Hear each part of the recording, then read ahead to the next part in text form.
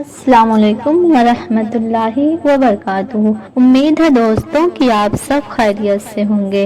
آج جو ہم واقعہ سننے جا رہے ہیں وہ ہے فریب کی بو۔ تو چلیے شروع کرتے ہیں۔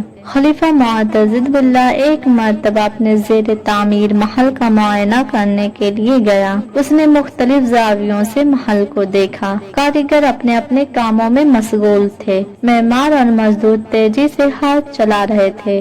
اس نے ایک کالے رنگ کے حبشی کو دیکھا جو دوسرے مزدوروں کے ساتھ سر پر ٹوکری اٹھائے سیڑھیاں چڑھ رہا تھا۔ دوسرے مزدور ایک ایک سیڑھی چڑھتے مگر وہ دو دو کر کے چڑھتا۔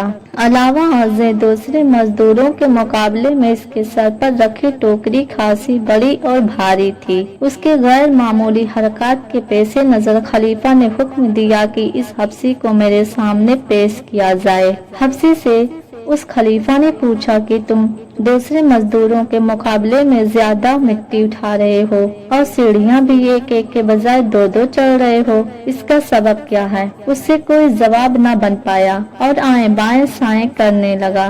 خلیفہ نے اپنے وزیر سے کہا کہ اس کی باتوں سے مجھے جھوٹ اور فریب کی بو آ رہی ہے۔ یہ شخص یا تو چور ہے اور دن کے وقت کام کر کے اپنے آپ کو چھپائے رکھتا ہے، یا کسی جگہ سے خزانہ اس کے ہاتھ لگا ہے اور غیر متوقع طور پر اس کے پاس درہم و دینار آ گئے ہیں۔ اس نے دوبارہ اس حبشی کو بلوایا اور اس کو زور سے تھپڑ مارا اور کہا کہ سچ سچ بتاؤ، تمہارا معاملہ کیا ہے؟ میرے سوالات کا صحیح صحیح جواب دو ورنہ ابھی تمہیں قتل کروا دوں گا۔ پہلے تو حبشی ادھر ادھر کی باتیں کرتا رہا اور کسی جرم کو ماننے سے انکار کرتا رہا، مگر جب اس پر مزید سختی کی گئی تو کہنے لگا کہ امیر المومنین، اگر میری جان بخشنے کا وعدہ آپ کریں تو میں سچ سچ بتا دیتا ہوں۔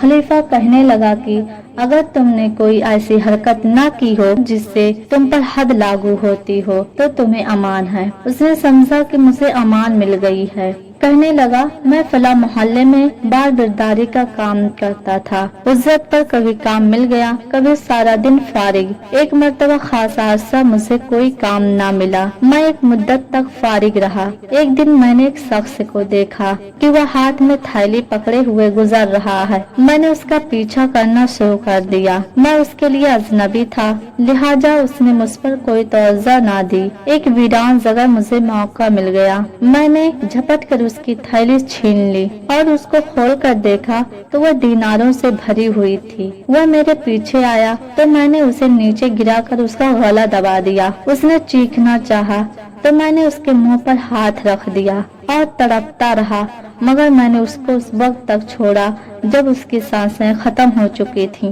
میں نے اس کو کندھے پر اٹھایا، رات ہو چکی تھی۔